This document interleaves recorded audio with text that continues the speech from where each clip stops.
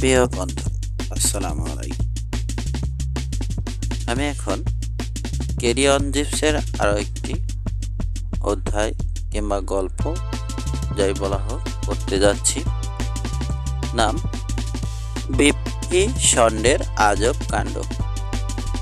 গোসলখানা থেকে বেরিয়েই হাঁক দিলাম, জিপস, শিগগির এসো।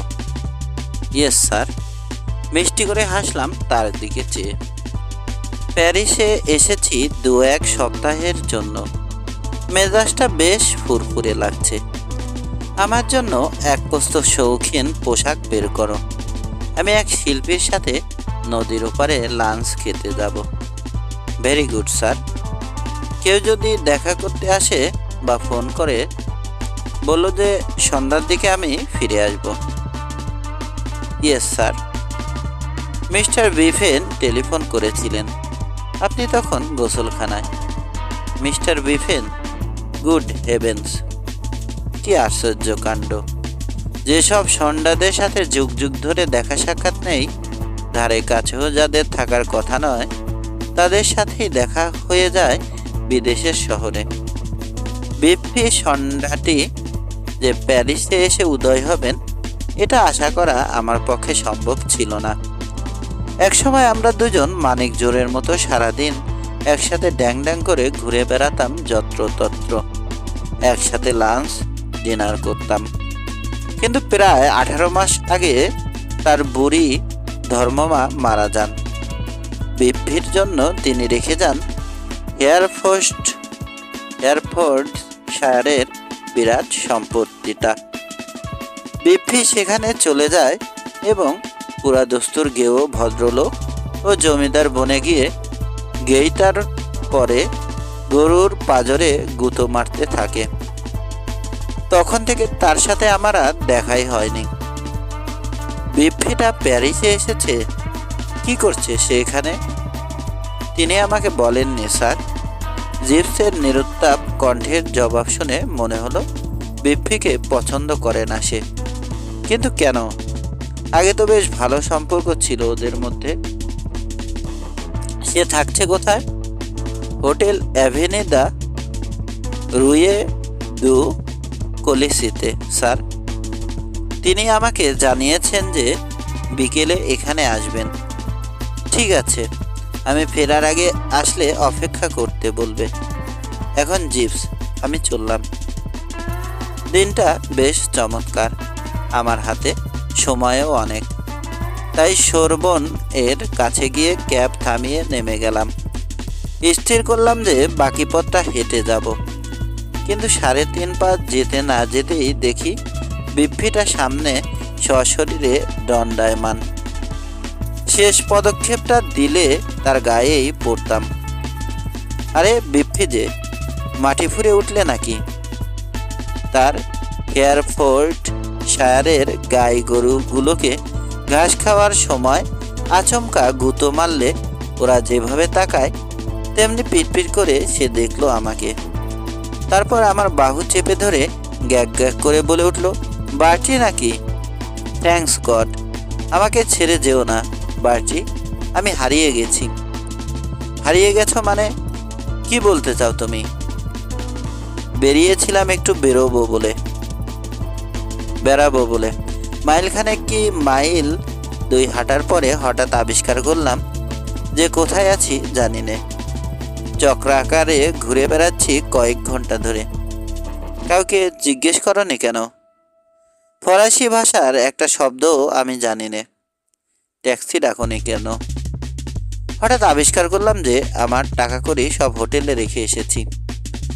ট্যাক্সি নিয়ে হোটেলে পৌঁছে ভাড়া মিটিয়ে দিতে পারতে।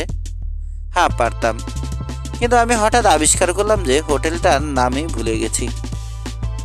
এই হলো চার্লস এডওয়ার্ড বিফেন, দিকপাশীন মাথামোটা গবেট বিশেষ।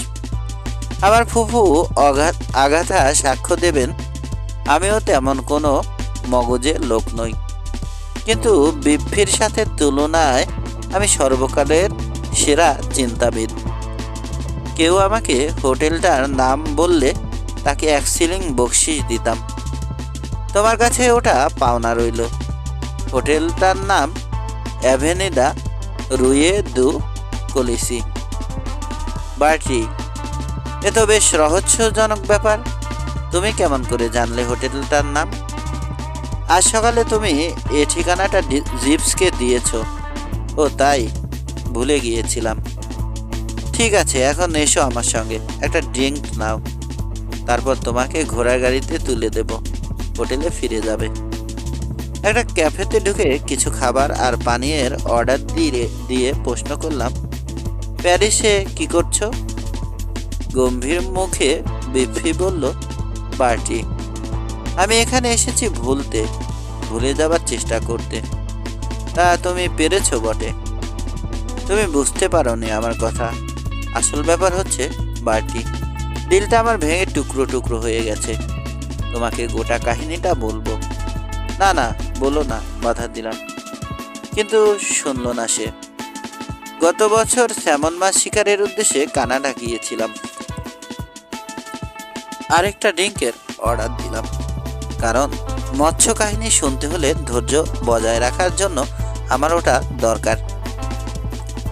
নিউ ইয়র্কে জাহাজে একটা মেয়ের সাথে আমার দেখা হয় বলে গলা থেকে একরকম অদ্ভুত ধরনের শব্দ বের করলো বিফি। শব্দটা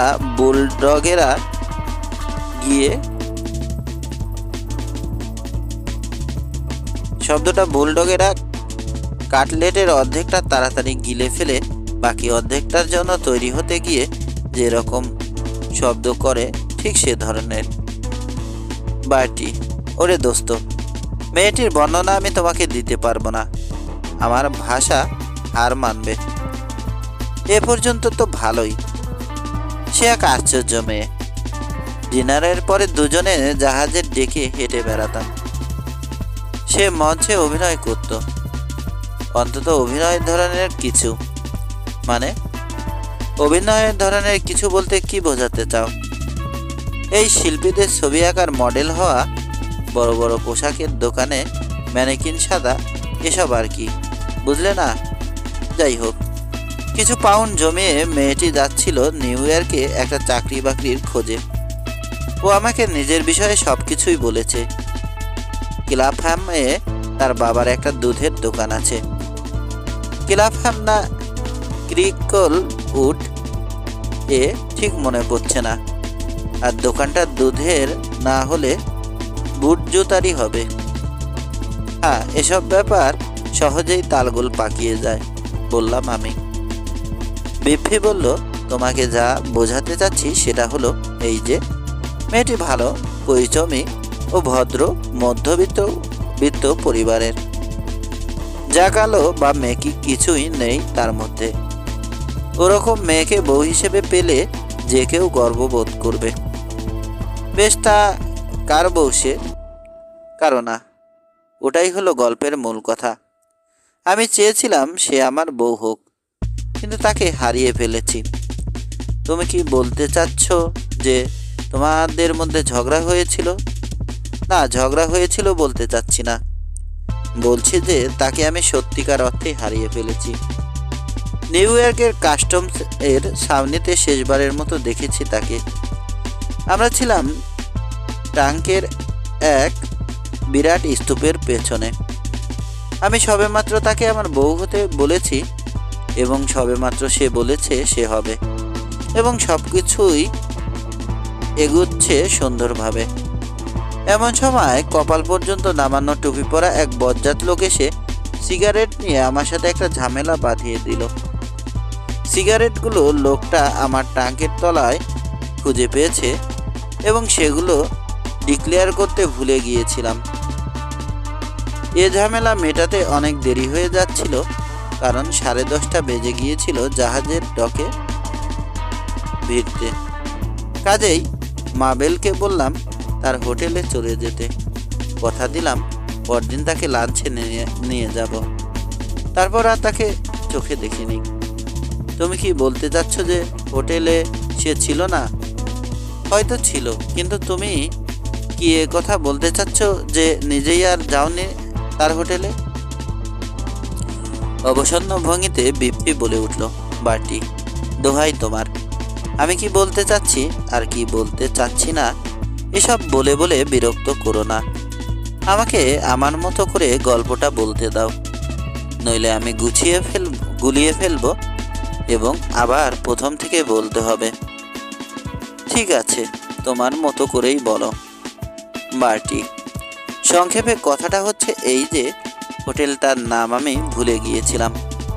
ওই সিগারেটগুলো আমার ট্যাঙ্কে থাকার ব্যাপারে আধ ঘন্টা ধরে কৈফিয়ত দিতে দিতে মগজটা ফাঁকা হয়ে যায়। বাকি সব কিছুই আমি ভুলে যাই। মনে হচ্ছিল যে হোটেলটার নাম কোথাও লিখে রেখেছি, কিন্তু তা বোধহয় ঠিক নয়, কারণ আমার পকেটের কাগজপত্রে কোথাও হোটেলটার নাম পাওয়া যায়নি। এমনি করে মেয়েটিকে আমি হারিয়ে ফেললাম। খোঁজখবর, অনুসন্ধান ইত্যাদি করলে না কেন? বার্টি, আসল কথাটা কি জানো? ওর নামটাই আমার মনে ছিল না। অবিশ্বাস্য। বিপ্রিয় যে এমনটি করতে পারে তা আমার বিশ্বাস হলো না। বললাম, ইয়ার্কি করো না।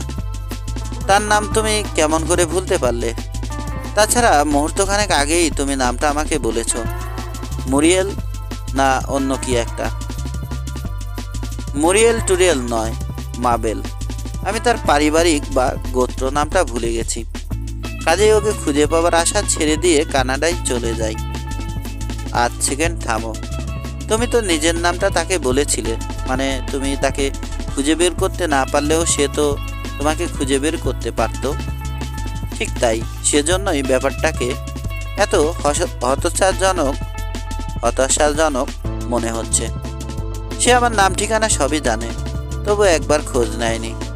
হয়তোবা তার হোটেলে না যাওয়ায় ধরে নিয়েছে যে আমি মত বদলে ফেলেছি এবং প্রস্তাবটা বাতিল করে দিয়েছি।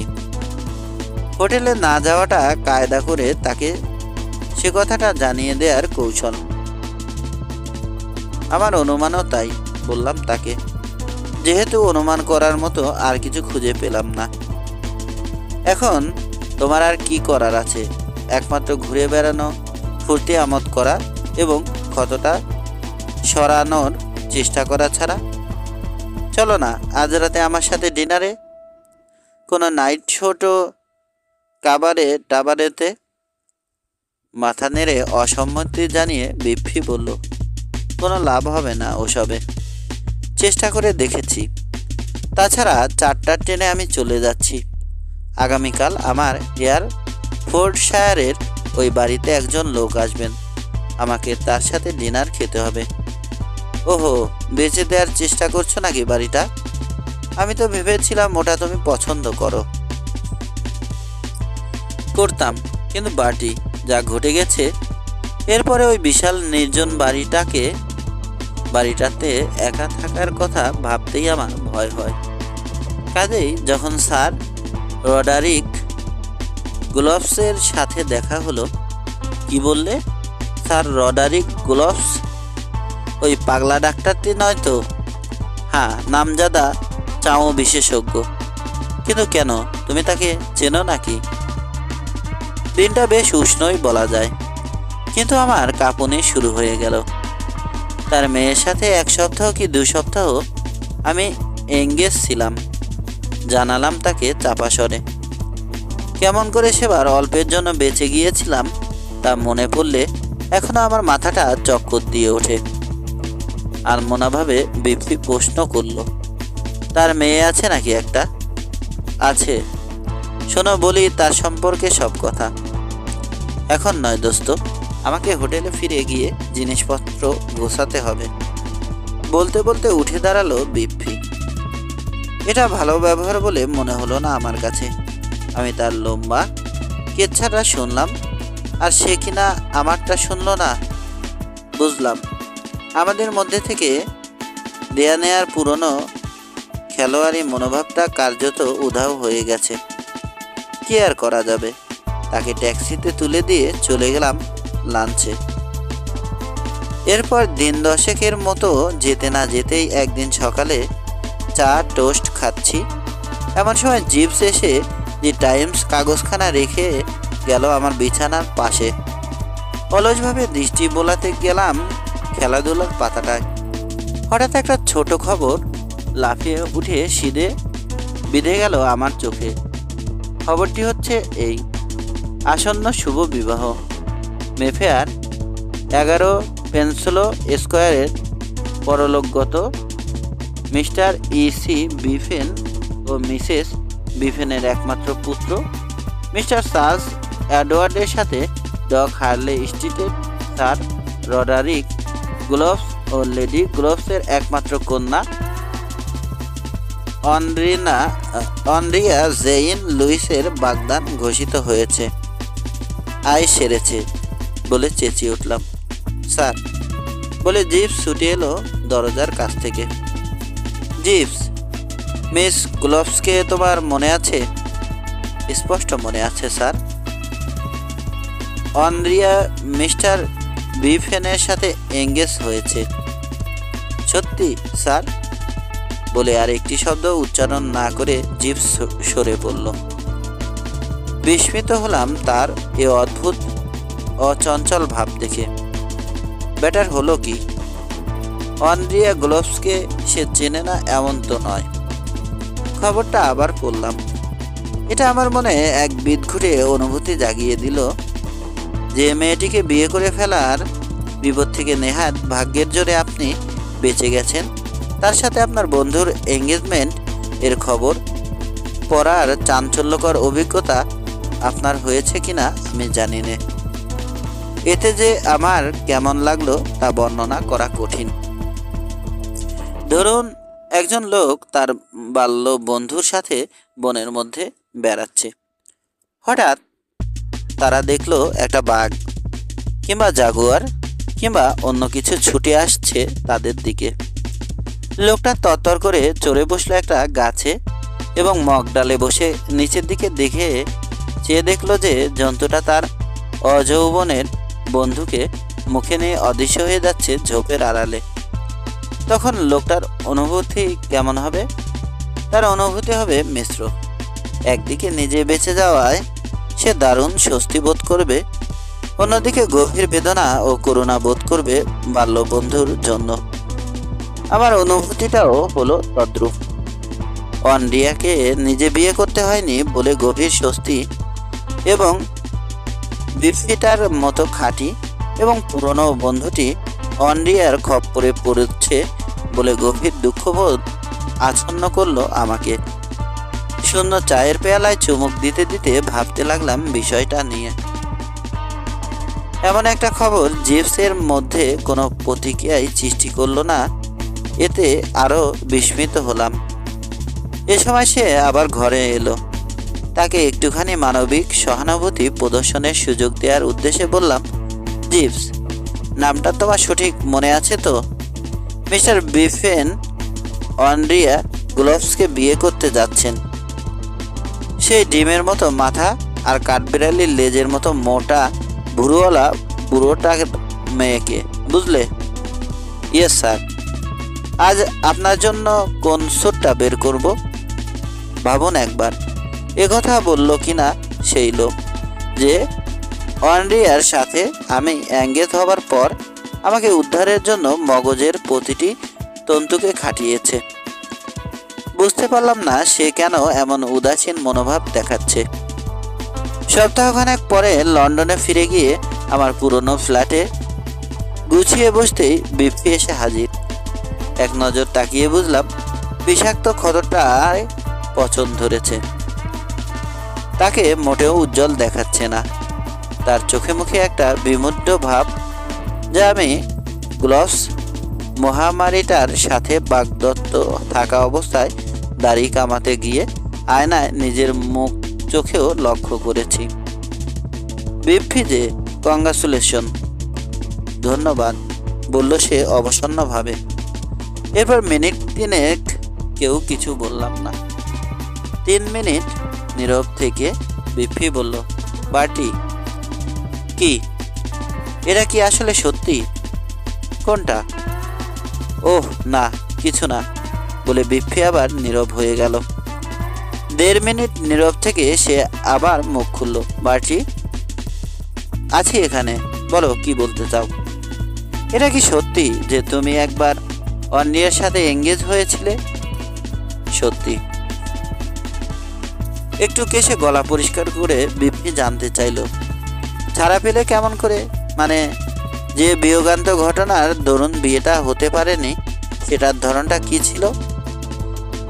জিপস ওটা ঘটিয়েছে। গোটা পরিকল্পনাটা তার মগজেই তৈরি হয়। খুব চিন্তামগ্নভাবে বিপ্পি বলল, ভাবছি যাবার আগে রান্নাঘরে জিপসের সাথে দুটো কথা বলে যাব। বুঝলাম এই পরিস্থিতিতে আর রাগঢাক করে লাভ নেই, কথাবার্তা খোলাখুলি বলা দরকার। বিপ্পি, পরিষ্কার বলে ফেলো তো, তুমি কি ওই গ্যারাকলটি থেকে পিছলে বেরিয়ে পড়তে চাও? চাই। তাহলে ওটার মধ্যে ঢুকেছিলে কেন? জানি না। তুমি কেন ঢুকেছিলে? আমি কেমন করে যেন ব্যাপারটা ঘটে গিয়েছিল।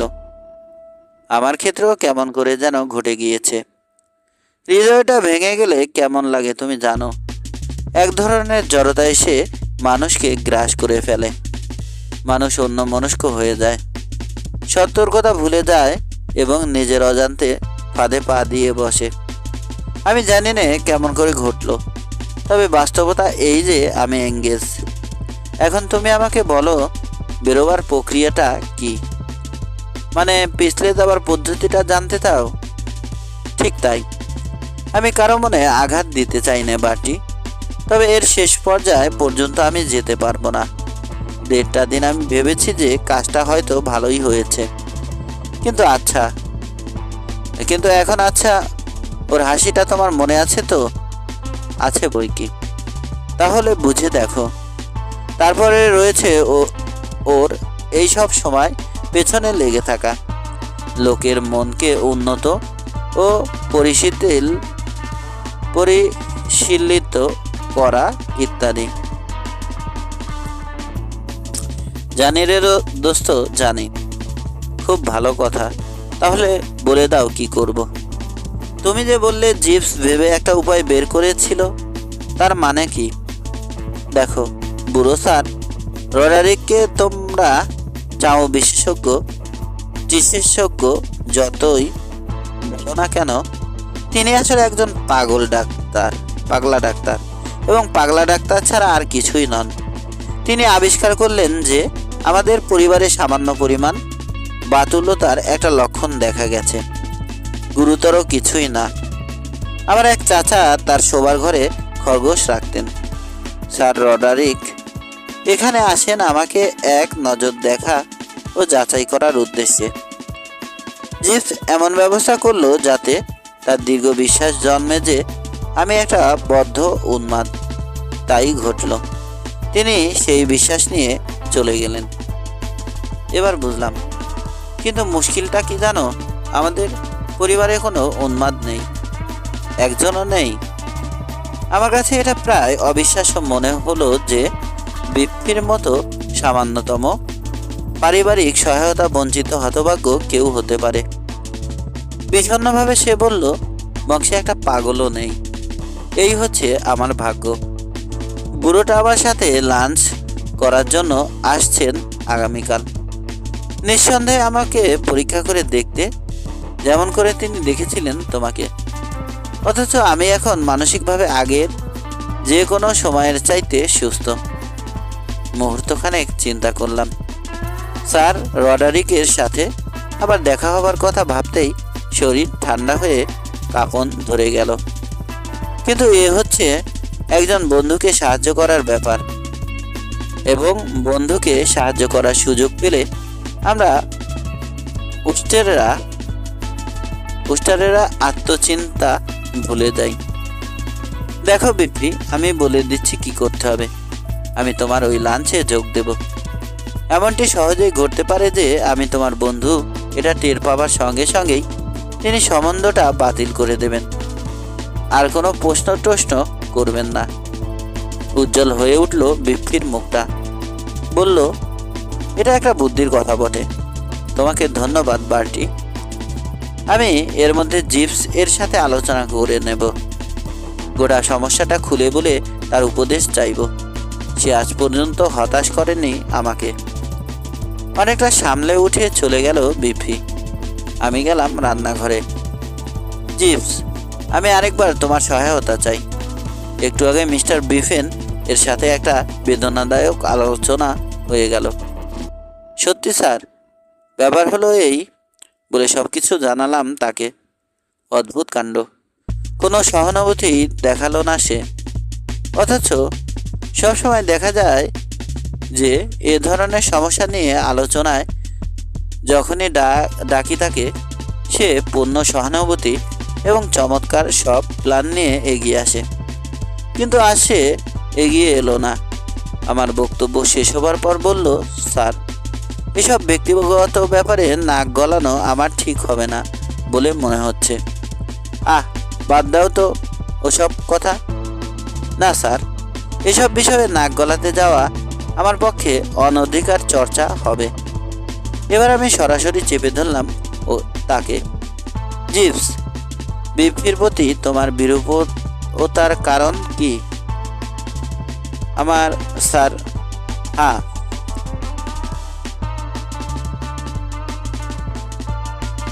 আমি আপনাকে জোর দিয়ে বলছি স্যার, তার বিরুদ্ধে আমার কোনো নালিশ নেই। ঠিক আছে, তুমি একজন বন্ধু মানুষকে রক্ষা করতে না চাইলে আমি বোধহয় জোর করে তোমাকে দিয়ে তা করাতে পারি না। তবে তোমাকে জানিয়ে দিচ্ছি, আমি এখন ড্রয়িং রুমে গিয়ে বসবো এবং গভীর চিন্তা ভাবনা করব। আমি যখন তোমাকে এসে বলবো যে তোমার সাহায্য ছাড়াই মিস্টার বিফেনকে গ্যারাকল থেকে উদ্ধারের উপায় বের করে ফেলেছি, তখন তোমার মুখটা কোথায় থাকবে? আজ তো বোকার মতো দেখাবে তোমাকে। ইয়েস স্যার, একটা হুইস্কি সোডা আনবো স্যার? না, কফি, কড়া কালো কফি। কেউ দেখা করতে এলে বলে দেবে যে আমি ব্যস্ত এবং আমাকে এখন বিরক্ত করা যাবে না। ঘণ্টাখানেক পরে বেল টিপলাম। মেজাজ দেখিয়ে বললাম, জিভস। বলুন স্যার। মিস্টার বিফেনকে টেলিফোন করে বলে দাও যে মিস্টার রুস্টার তাকে শুভেচ্ছা জানাচ্ছেন এবং সমাধান পেয়ে গেছেন। বেশ কিছুটা আত্মসন্তুষ্টির ভাব নিয়ে পরদিন সকালে যাত্রা করলাম বিফির আস্তানার উদ্দেশ্যে। স্বভাবতই দেখা যায় যে রাতারাতি যেসব চমৎকার আইডিয়া মগজে গজায়, দিনের বেলায় সেগুলোকে তেমন ভয়ানক রকমের ফলপ্রসূ বলে মনে হয় না। কিন্তু আমার এই আইডিয়াটা ব্রেকফাস্টের সময় যেমন ভালো মনে হয়েছে, তেমনি মনে হয়েছে ডিনারের আগেও। সব দিক থেকে খতিয়ে দেখেও এর কোনো খুঁত পাইনি।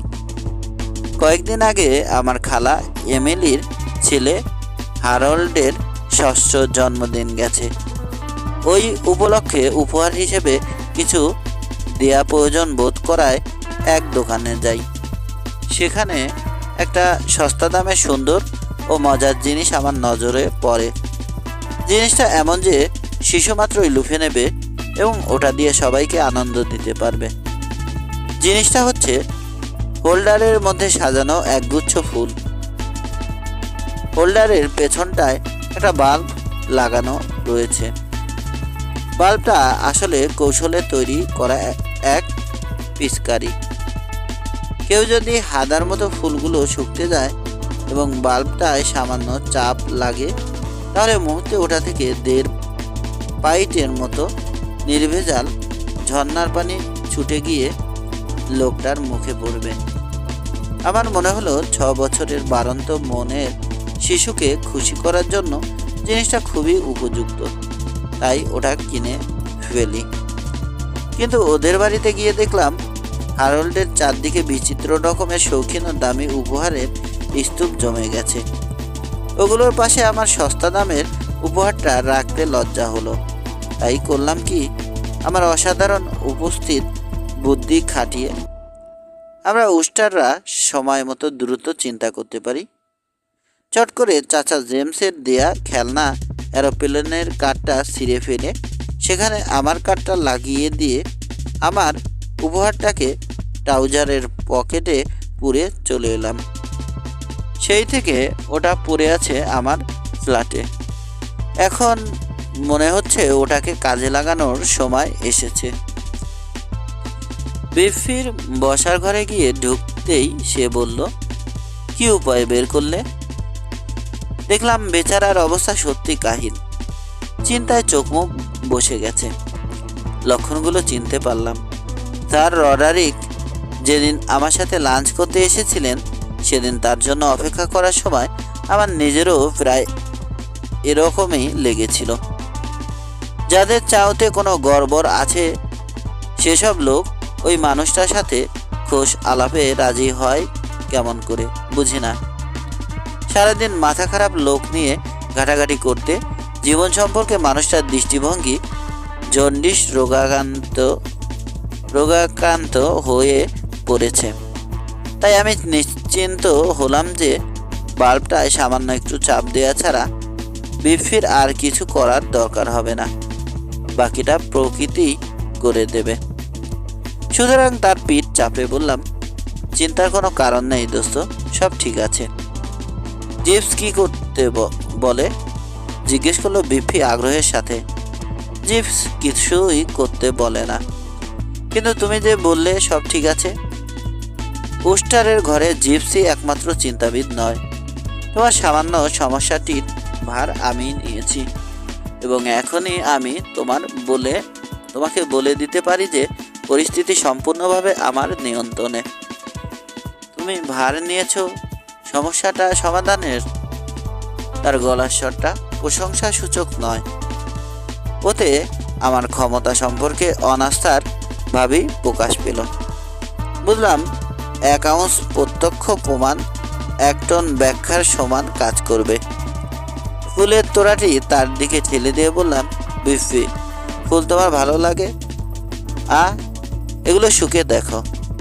বিফি চিন্তিতভাবে তার নাকটা সামনের দিকে বাড়িয়ে দিল, আর আমি লেবেলে ছাপা নির্দেশ মতো বাল্বটাতে চাপ দিলাম। পয়সা দিয়ে আমি বাজে জিনিস কিনি না। 11.5 পেনি দিয়ে কিনেছিলাম তোড়াটা। দামটা দ্বিগুণ হলেও সস্তা পড়তো।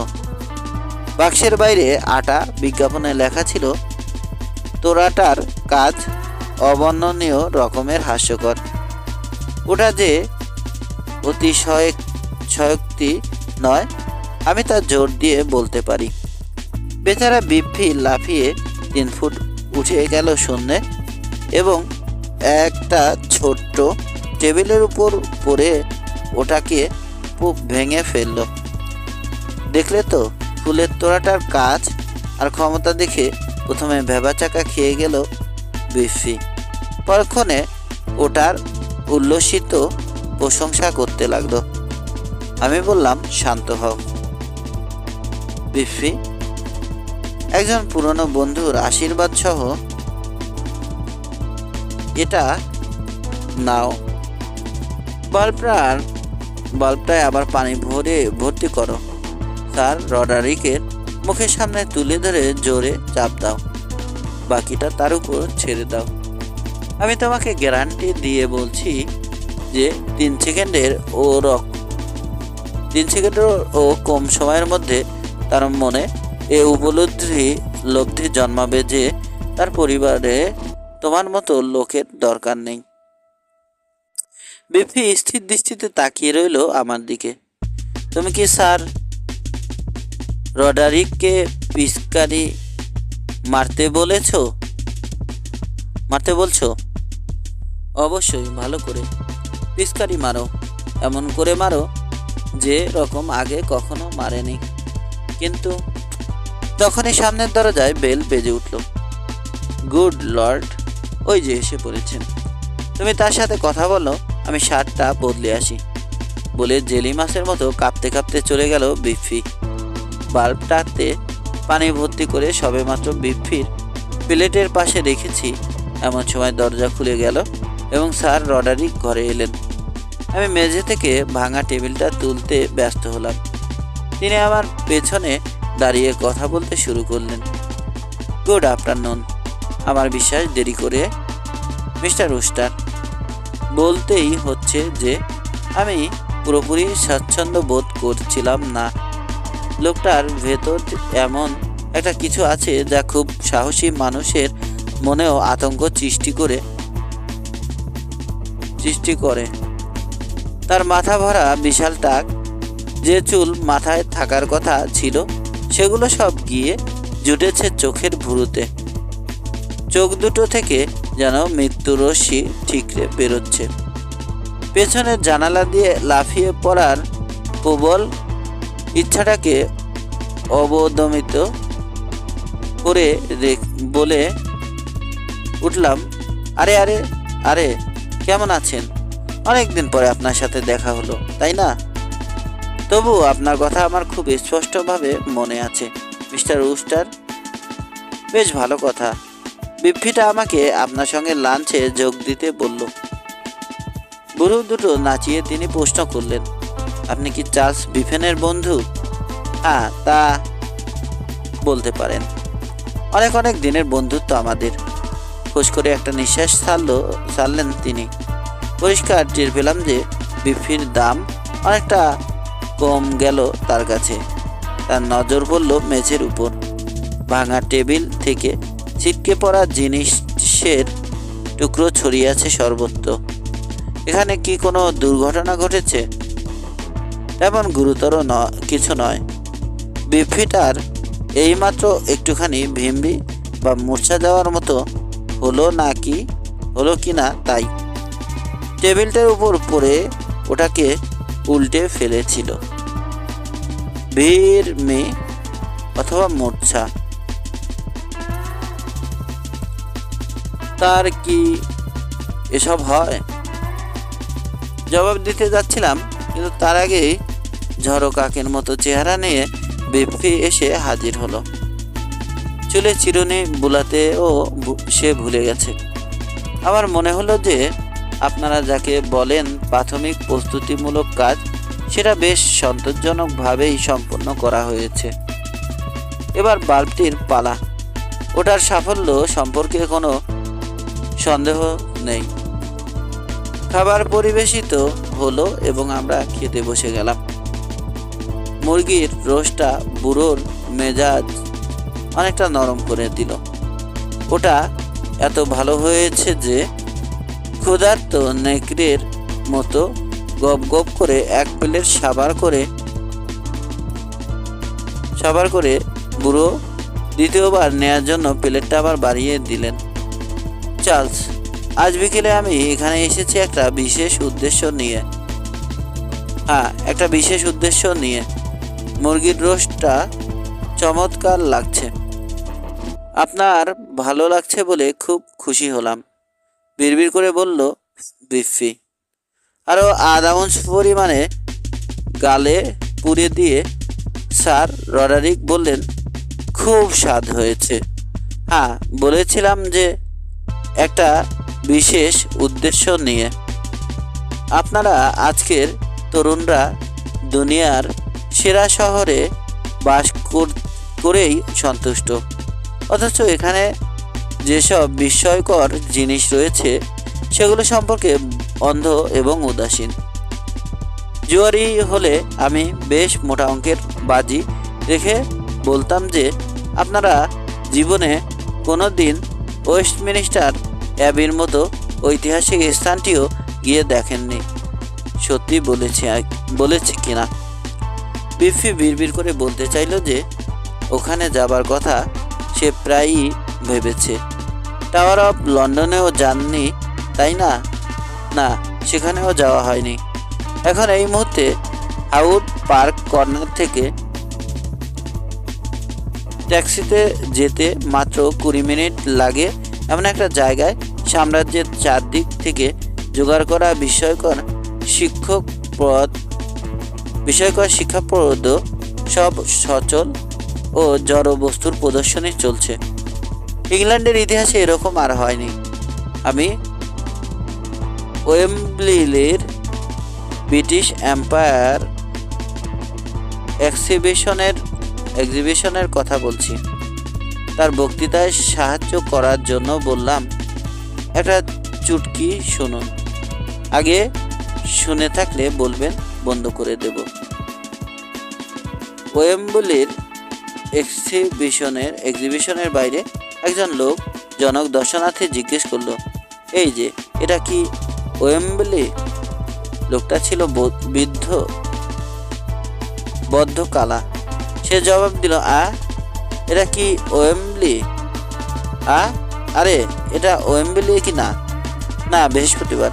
হ্যাঁ হ্যাঁ হ্যাঁ, বুঝলেন কি না স্যার? রডারিক তার বিশাল ভুরু দুটিকে ধনুকের মতো বাঁকা বিষাক্ত তীরের মতো দৃষ্টি হানলেন আমার দিকে। আমার মুখের হাসি পলকে উধাও হয়ে গেল। চাস, আপনি কি ওয়েম্বলিতে গেছেন? জাননি তো। আমি ঠিকই সন্দেহ করেছিলাম। যাক, এটাই আমার এখানে আসার উদ্দেশ্য। অনরিয়া আমাকে বলেছে আপনাকে ওয়েম্বলিতে নিয়ে যেতে। সে বলে এতে আপনার মনটা প্রশস্ত হবে। আমিও এ ব্যাপারে তার সাথে একমত। লাঞ্চের পরেই আমরা যাত্রা করব। আমার দিকে করুণ দৃষ্টিতে চেয়ে বিফি বলল, তুমিও যাবে তো? বাড়ি যাবে না? এমন উদ্বেগ দেখলাম তার চোখে যে মনের দ্বিধা এক সেকেন্ডও টিকল না। বন্ধু বলে কথা, বন্ধুকে তো বিপদের মধ্যে ফেলে কেটে পড়া যায় না। তাছাড়া বাল্বটার ভেলকি তো এখনো বাকি আছে। ওটা যদি আমার আশা মতো কাজ করে তাহলে ওয়েম্বলিতে যাবার প্রোগ্রাম নিঃসন্দেহে বাতিল হয়ে যাবে। তাই বললাম যাব বই। আমার যাওয়াটা স্যার রডারিকের কাম্য বলে মনে হলো না। তিনি বললেন, মিস্টার ওয়েস্টার, ভালো মানুষের সুযোগ নিয়ে তার অসুবিধে ঘটানো আমাদের উচিত হবে না। কিছু অসুবিধা হবে না। আমি বাড়ি গিয়ে পোশাকটা বদলে এসেই আপনাদেরকে গাড়িতে তুলে নেব। স্যার রডারিকের সঙ্গে একা সন্ধেটা কাটাতে হবে না জেনে বিফি খুশি হয়ে উঠল এবং আমাকে ঠেকানো গেল না দেখে স্যার রডারিকের মুখে অসন্তুষ্টির ভাব ফুটে উঠল। তারপর হঠাৎ তার নজর পড়ল বিফির প্লেটের পাশে রাখা ফুলের তোড়াটির উপর। ফুল! চোখ নাক দুইয়ের পক্ষে প্রীতিপদ জিনিস। দেখলাম বিফির চোখ দুটো বড় বড় এবং উজ্জ্বল হয়ে উঠল। আপনি ফুল ভালোবাসেন স্যার রডারিক? খুব ভালোবাসি। তাহলে এগুলো শুকে দেখুন। স্যার রডারিক মাথা নিচু করে নাকটা বাড়ালেন। বিফির আঙুলগুলো আস্তে আস্তে বাল্বটাকে ধরল। আমি চোখ বুজিয়ে টেবিলটা আঁকড়ে ধরলাম। শুনলাম স্যার রডারিক বলছেন, চমৎকার গন্ধ, ভারী সুন্দর গন্ধ। চোখ মেলে দেখলাম বিফি বসে আছে নিজের চেয়ারে, মরার মতো বিবর্ণ চেহারা নিয়ে। ফুলের তোড়াটি রয়েছে তার সামনে টেবিলের উপর। বুঝলাম কি ঘটেছে। তার জীবনের ওই চরম সংকটের সময় যখন আঙুলগুলো দিয়ে বাল্বটাকে একটু চেপে ধরার উপরই নির্ভর করছিল তার সব সুখ শান্তি, সেই মুহূর্তে বেটা মেরুদণ্ডহীন রামছাগলটা মনের জোর হারিয়ে ফেলেছে। আমার অমন যত্নে গড়া পরিকল্পনাটাকে ভেস্তে দিয়েছে। বাড়ি ফিরে দেখলাম জিভস বসার ঘরে জানালায় রাখা জিরেনিয়ামের টব নিয়ে কি যেন করছে। এগুলো বড় সুন্দর দেখায় স্যার। ফুলের কথা আমাকে বলো না জিভস। একজন জেনারেলের অনেক কেটেকুটে তৈরি অভিযান পরিকল্পনা শেষ মুহূর্তে তার সৈন্যদের অযোগ্যতার দরুন ব্যর্থ হয়ে গেলে জেনারেলটির মনে কি অনুভূতি জাগে তা আমি এখন জানি। সত্যি স্যার? হ্যাঁ, বলে গোটা ঘটনাটা বর্ণনা করলাম তার কাছে। চিন্তামগ্নভাবে শুনে সে বলল, মিস্টার বিভেন কিছুটা দোদুল্যমান এবং অস্থির চিত্র মানুষ। বিকেলের বাকি সময়টায় কি আমাকে আপনার দরকার হবে স্যার? না, বলে গোটা ঘটনাটা বর্ণনা করলাম তার কাছে। না, ওয়েম্বলিতে যাচ্ছি, শুধু পোশাক পাল্টে এবং গাড়ি নিয়ে যেতে এসেছি। বেশ শক্ত গোছের কিছু কাপড় চোপড় বের করো, যা ভিড়ের চাপে ছিঁড়ে যাবে না। আর গ্যারেজে ফোন করে দাও। তাই করবো স্যার। গাড়িতে আমাকে একটু জায়গা দিতে বললে বেয়াদবি হবে স্যার? আমি নিজেও ওয়েম্বলিতে যাব মনে করেছিলাম। ও আচ্ছা, ঠিক আছে, চলো। পোশাক পাল্টে জিপসকে নিয়ে চলে গেলাম বিফির ফ্ল্যাটে। বিফি আর স্যার রডারিক বসলেন পেছনের সিটে। জিপস বসলো সামনে আমার পাশের সিটে। বিফিকে দারুণ বিষণ্ণ ও মনমরা দেখে খুব দুঃখ হলো আমার। জিপসকে বললাম, জিপস, তুমি আমাকে অত্যন্ত হতাশ করেছ। শুনে দুঃখিত হলাম স্যার। মিস্টার বিফেনের মুখটা লক্ষ্য করেছ? হ্যাঁ স্যার। তাহলে আপনার কাছে মাপ চেয়ে নিয়ে বলছি, মিস্টার বিফেন এরকম একটা বৈবাহিক সম্পর্ক স্থাপনে এগিয়ে গেছেন যা তার ভালো লাগছে না। কিন্তু এর জন্য তো তিনি নিজেই দায়ী। একদম বাজে কথা বলছো জিপস। আমার মতো তুমিও ভালো করেই জানো যে অনারিয়া গ্লোভস একটা আস্ত গোর আজাব। এর জন্য বিফিকে যদি দোষ দাও তাহলে ট্রাক চাপা পড়ে মরা একটা লোককেও তার মৃত্যুর জন্য তুমি সে দোষ দিতে পারো। তা অবশ্য ঠিক স্যার। গদবটা বাধা দেওয়ার মতো অবস্থায় ছিল না। সে আমাকে এ বিষয়ে সব কিছুই বলেছে। জীবনে একটিমাত্র মেয়েকে সে ভালোবেসেছিল, তাকে সে হারিয়ে ফেলেছে। ওরকম ঘটনা ঘটলে মানুষ কেমন যেন হয়ে যায়, সেটা তো তুমি জানো। কেমন করে তা ঘটলো বলুন তো স্যার? নিউ ইয়র্ক যাবার সময় জাহাজে সে মেয়েটির প্রেমে পড়ে। কাস্টমস এর সামনেতে বিচ্ছিন্ন হয়ে পড়ার সময় তারা ঠিক করে যে পরদিন মেয়েটির হোটেলে গিয়ে সে দেখা করবে। তুমি তো জানো বিফিটা কি পদার্থ। নিজের নামটাই অনেক সময় তার মনে থাকে না। মেয়েটির হোটেলের ঠিকানা সে লিখে নেয়নি, এটা একদম ভুলে বসেছে। ফলে পাগলের মতো হয়ে যায় বেচারা। একদিন হঠাৎ হুঁশ ফিরে পেয়ে দেখে যে অনারিয়া গ্লোভসের সাথে এঙ্গেজ হয়ে পড়েছে। এটা জানতাম না স্যার। আমি ছাড়া আর কেউ জানে বলে মনে হয় না। আমার তো মনে হয় স্যার যে এ ব্যাপারে খোঁজ খবর নেওয়া সম্ভব হতো তার পক্ষে। আমিও তাকে সে কথা বলেছিলাম, কিন্তু কিছুই করার উপায় ছিল না তার। মেয়েটির নাম পর্যন্ত সে ভুলে গিয়েছিল। অদ্ভুত কাণ্ড তো। আমি তাও বলেছি, কিন্তু এটা সত্যি। তার শুধু মেয়েটির ক্রিশ্চিয়ান নাম মাবেলটাই মনে ছিল। তা মাবেল নামের একটা মেয়েকে তো নিউ ইয়র্কের মতো শহরে গরু খুঁজে বের করা যায় না, কি বলো? অসুবিধাটা বুঝতে পারছি স্যার। এই হচ্ছে ব্যাপার। বুঝলাম স্যার। এক্সিবিশনের বাইরে অনেক যানবাহনের জটলার মধ্যে সাবধানে গাড়ি চালাতে গিয়ে আলাপ বন্ধ করতে হলো। গাড়ি পার করে আমরা চলে গেলাম ভেতরে। জিপস কেটে বলল একদিকে। স্যার রডারিকের পেছনে বিফি আর আমি চললাম প্যালেস অব ইন্ডাস্ট্রির দিকে। প্রদর্শনী ব্যাপারটা বুঝলেন কি না তেমন ভালো লাগে না আমার। লোকের ভিড় দেখলেই সরে পড়ি। মিনিট 15 ভিড়ের মধ্যে ঠেলাঠেলি গুতোগুতি করেই আমার মনে হয় যে তপ্ত ইটের উপর হাঁটছি। এখানেও আমার মনে হলো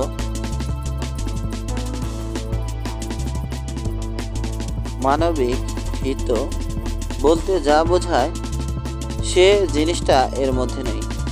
লাখ লাখ দর্শক জমে সন্দেহ নেই। একটা ফাঁপানো সজারু মাছের শুটকি কিংবা পশ্চিম অস্ট্রেলিয়া থেকে আনা কাচের বয়াম ভর্তি বীজ দেখে আনন্দে উত্তেজনায় তারা চেঁচিয়ে গলা ফাটায়। কিন্তু বায়োটাম অমন করে না। বায়োটাম ওসবের ধারে কাছেও নেই। গোল্ড কোস্ট ভিলেজ থেকে ঠেলে ঠুলে বেরিয়ে প্যালেস অফ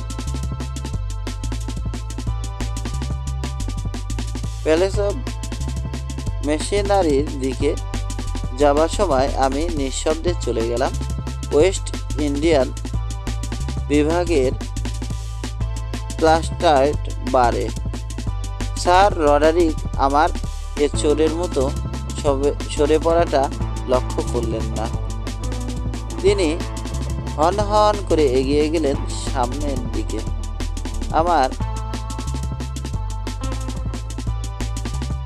আমার লক্ষ্য করলেন না। তিনি হন হন করে এগিয়ে গেলেন সামনের দিকে। আমার নজরে পড়ল কাউন্টারের পেছনে দাঁড়িয়ে একজন চটপটে স্পোর্টসম্যান নানা রকমের বোতল থেকে একটা লম্বা গ্লাসে কি যেন ঢালছে এবং তাতে বরফের টুকরো ফেলে একটা কাঠি দিয়ে নাড়ছে। লোকটার কাজ আরও কিছুক্ষণ দাঁড়িয়ে দেখার ইচ্ছে জাগলো আমার মনে। তাই জনতার চোখ থেকে কেটে পড়ে কাউন্টারের দিকে পা বাড়াতেই টের পেলাম কে যেন আমার কোটের হাতা ধরে টানছে। তাকিয়ে দেখি বিফি। ব্যবসার দেখে মনে হলো যথেষ্ট ধকল গেছে তার উপর দিয়ে। জীবনে একটা মুহূর্ত আসে যখন কথা বলার দরকার হয় না। আমি তাকালাম বিফির দিকে। বিফি তাকালো আমার দিকে। এক নিখুঁত বোঝাপড়া এক সূত্রে বেঁধে দিল আমাদের দুটি আত্মাকে।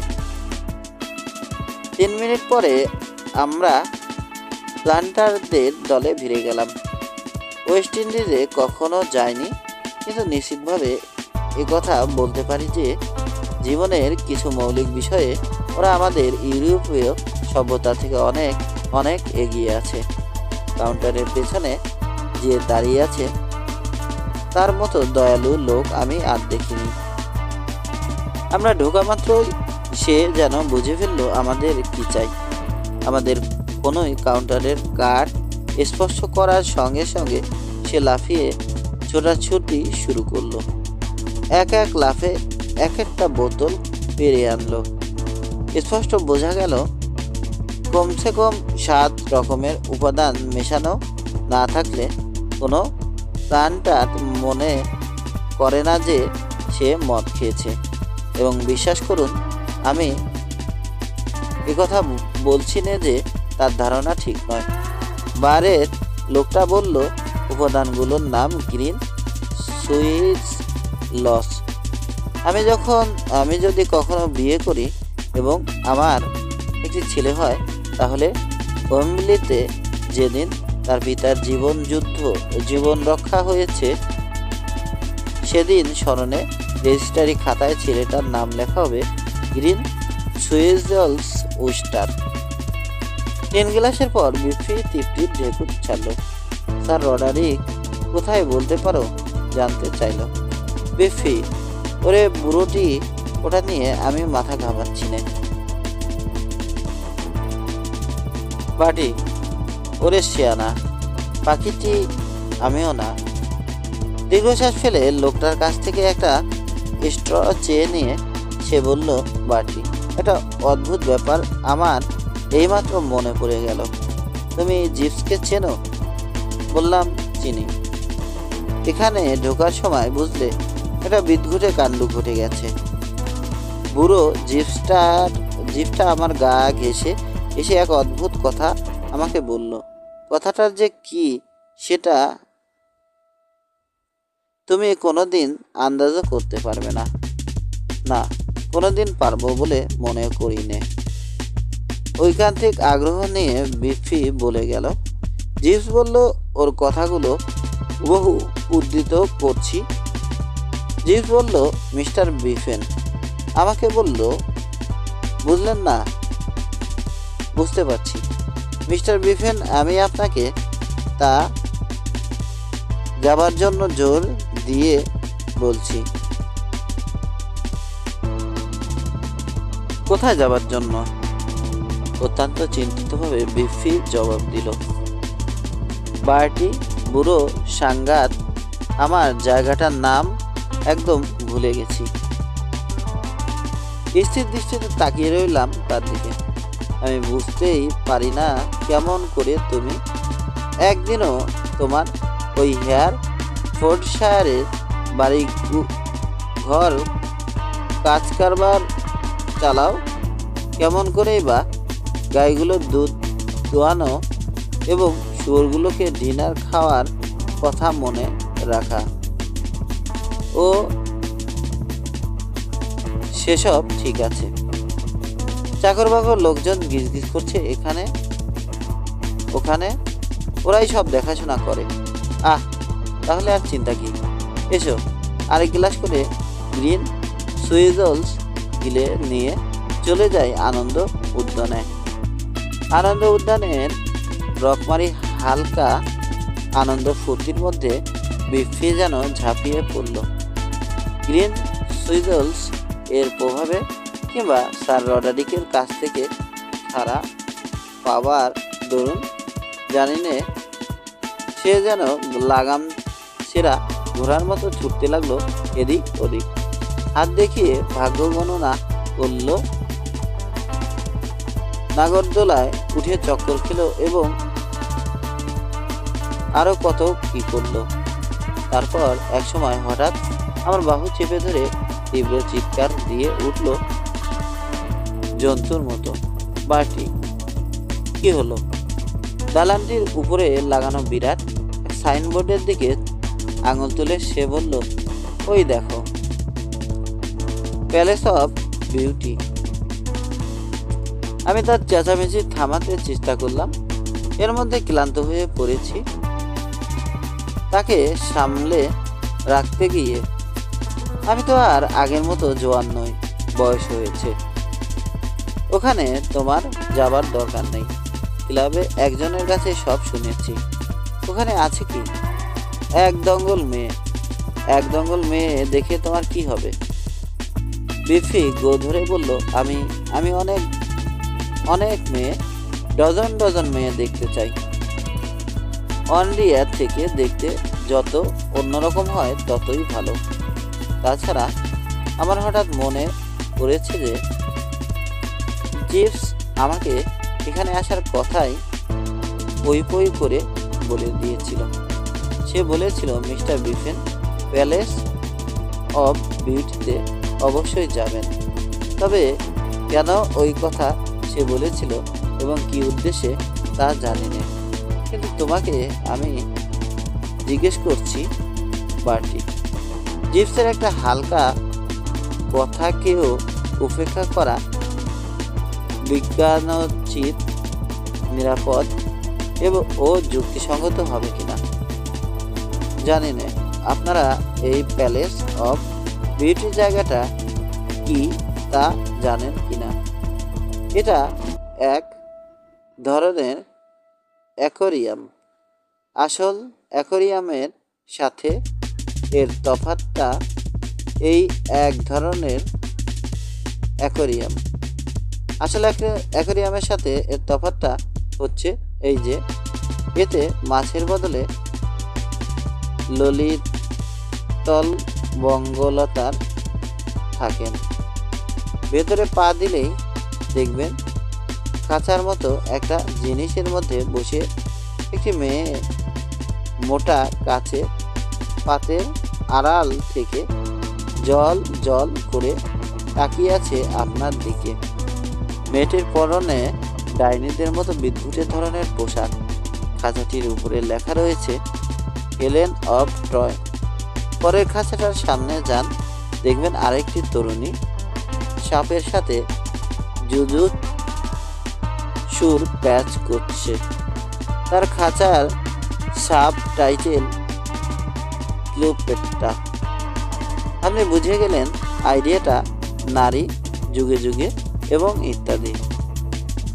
এটা আমাকে তেমন টানে না।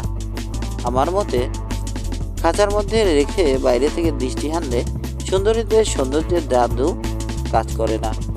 তদুপরি এ জায়গায় এসে আমার মনে ভুল করে অন্যের শোবার ঘরে ঢুকে পড়ার মতো বিব্রতকর অনুভূতি জাগলো। তাই আমি জোরে জোরে পা চালালাম খাঁচাগুলো একের পর এক পার হয়ে জায়গাটা ছেড়ে তাড়াতাড়ি বেরিয়ে পড়ার উদ্দেশ্যে। তো ঠিক তখনই বিফিটা উন্মাদ হয়ে গেল। অন্তত তার রকম সকম দেখে তাই মনে হলো। কুমির যেভাবে কাউকে কামড়ে ধরে তেমনি খপ করে সে হঠাৎ আমার বাহু চেপে ধরে এক কানফাটা চিৎকার ছাড়ল। তারপর ওয়াক এবং ওই জাতীয় শব্দগুলি উচ্চারণ করতে লাগলো। ইতিমধ্যে সেখানে কৌতূহলী জনতার ভিড় জমে গেছে। মনে হয় ওরা ভেবেছে যে খাঁচার মেয়েগুলোকে হয়তো খাওয়ানোর ব্যবস্থা হচ্ছে। বিপ্পি জনতার দিকে নজর দিল না। সে পাগলের ভঙ্গিতে আঙুল তুলে একটা খাঁচার দিকে আমার দৃষ্টি আকর্ষণের চেষ্টা করছিল। কোন খাঁচাটা মনে পড়ছে না, তবে ভেতরকার মেয়েটা গলায় রাফ পরেছিল। কাজেই খাঁচাটা ছিল রানী এলিজাবেথ অথবা বোডিসিয়া কিংবা ওই যুগের কোনো বিখ্যাত মহিলার। বেশ সুচিরি মেয়ে। বিপ্পি যেমন একদৃষ্টে তাকিয়েছিল তার দিকে, সেও তেমনি পলকহীন চোখে তাকিয়েছিল বিপ্পির দিকে। ম্যাবে বলে এমন চিৎকার দিল সে, যাতে মনে হলো আমার কানে বোমা ফেটেছে। খুব উৎফুল্ল বোধ করছিলাম তা বলতে পারছি না। নাটক বেশ ভালোই, তবে প্রকাশ্য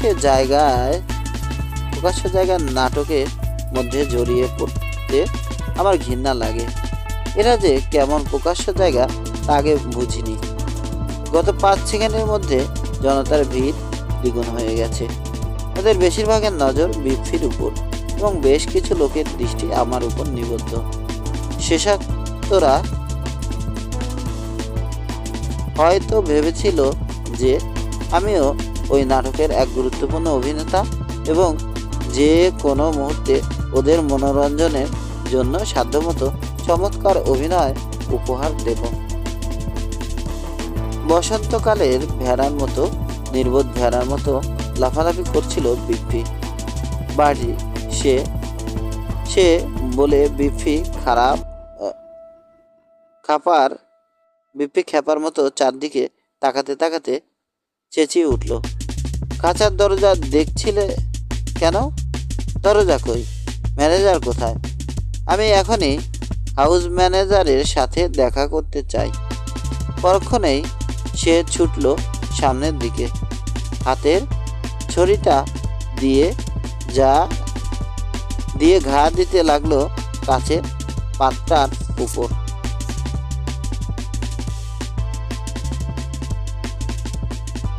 আপনারা শহরের লোকেরা হালকা বেতের ছড়ি নিয়ে ঘুরে বেড়াতে পছন্দ করেন, কিন্তু গেও লোকদের হাতে দেখবেন ছড়ির বদলে রীতিমতো একটা ডান্ডা। বিপ্পির প্রথম আঘাতেই কাজটার অনেকখানি ভেঙে পড়ল।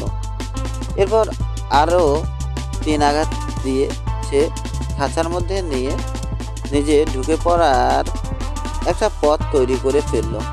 প্রবেশ মূল্যের বিনিময়ে কি মজার কাণ্ড দেখতে যাচ্ছে জনতা, সেটা আন্দাজ করার আগেই সে টুপ করে ঢুকে পড়ল ভেতরে এবং মেয়েটার সাথে ঘনিষ্ঠভাবে আলাপ জুড়ে দিল।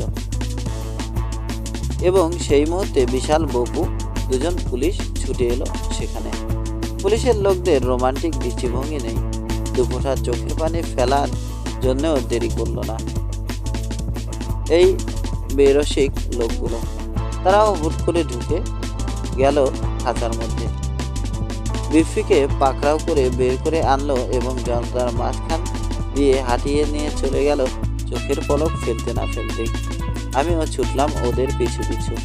শেষ মুহূর্তে বিপ্পিকে কিছু সান্ত্বনা দেওয়ার উদ্দেশ্য। জলজলে মুখে সে আমাকে বলল, সুইক 60873। লিখে রাখো ওটা, বাটি নইলে আমি ভুলে যাব। উইক 60873 ওর টেলিফোন নম্বর। তারপরে সে অদৃশ্য হয়ে গেল। পেছনে চলল 11,000 দর্শক। এ সময় আমার পাশ থেকে কে যেন বলে উঠল, মিস্টার রুস্টার, এটা এটা এটা কি হলো? এর মানে কি? দেখলাম স্যার রডারিক দাঁড়িয়ে আছেন আমার পাশে। তার ভুরু দুইটিকে আরও প্রকাণ্ড দেখাচ্ছে। বললাম, সব ঠিক আছে। বিফের ঘিলুটা কেবল একটুখানি নড়ে উঠেছিল। কি বললেন? এই একটুখানি ভিরমি কিংবা মূসা আর কি, বুঝলেন না? আবারও? আর এই লোকটাকে কিনা আমি আমার মেয়েকে বিয়ে করতে দিতে যাচ্ছিলাম। দয়ার বসে তার কাঁধে চাপড় দিলাম। হ্যাঁ, বেশ কিছুটা সাহস করেই চাপড় দিয়ে বললাম, আপনার জায়গায় আমি হলে এঙ্গেজমেন্টটা বাতিল করে দিতাম। আমার উপদেশ হচ্ছে ওটা বাতিল করে দিন। বিশ্রীভাবে আমার দিকে তাকিয়ে তিনি বললেন, আপনার উপদেশের দরকার নেই আমার। আমি ইতোমধ্যে নিজেই ওই সিদ্ধান্ত নিয়ে ফেলেছি। মিস্টার রুস্টার, আপনি এ লোকটার বন্ধু। এটাই আমার জন্য যথেষ্ট হুঁশিয়ারি হওয়া উচিত ছিল। আমার সাথে ওর দেখা হবে না আর, কিন্তু আপনার সাথে তো হবে। দেখা হলে দয়া করে বলে দেবেন যে যেন এঙ্গেজমেন্টটা শেষ হয়ে গেছে বলে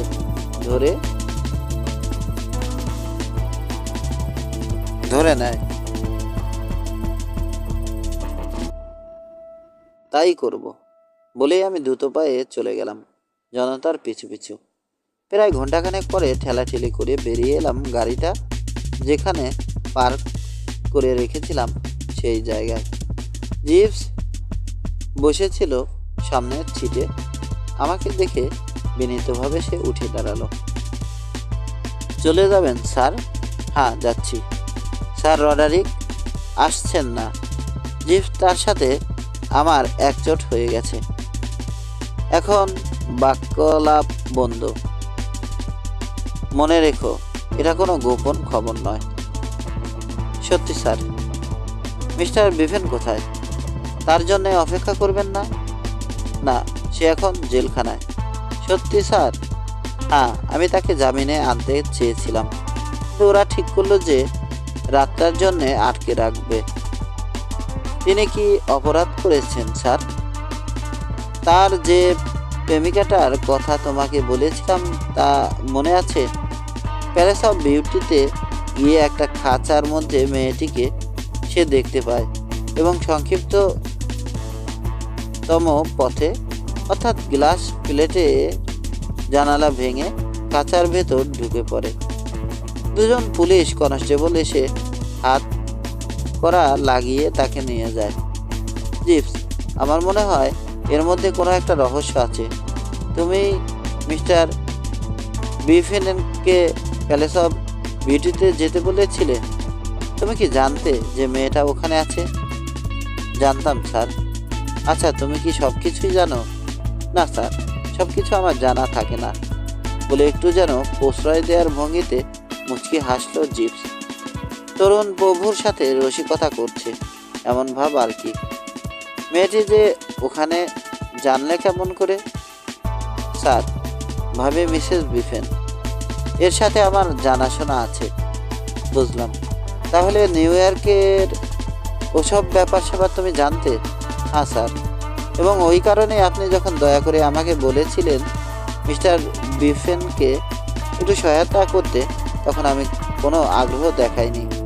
আমি ভুল করে ভেবেছিলাম যে তিনি এ মেয়েটির ভালোবাসাকে অবহেলা করছেন।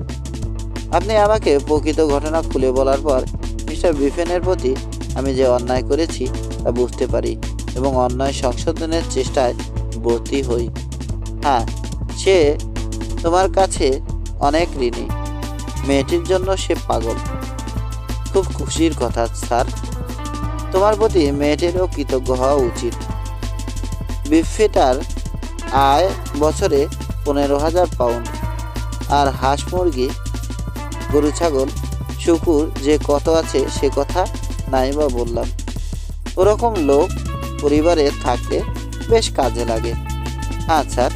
আচ্ছা বলো তো জিপস, মেয়েটাকে তুমি কিভাবে চেনো? সে আমার ভাগ্নি স্যার।